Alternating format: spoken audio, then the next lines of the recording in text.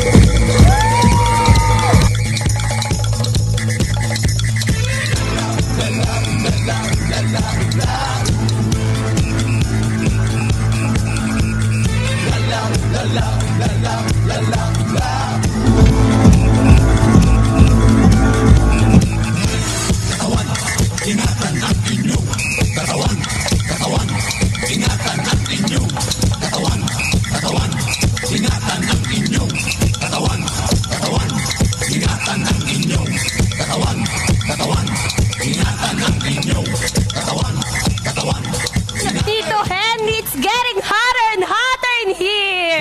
Grabe! Mga Ano ba kaibigan, yan? kita nyo naman, hindi na tayo kailangan kumuha pa ng international artists.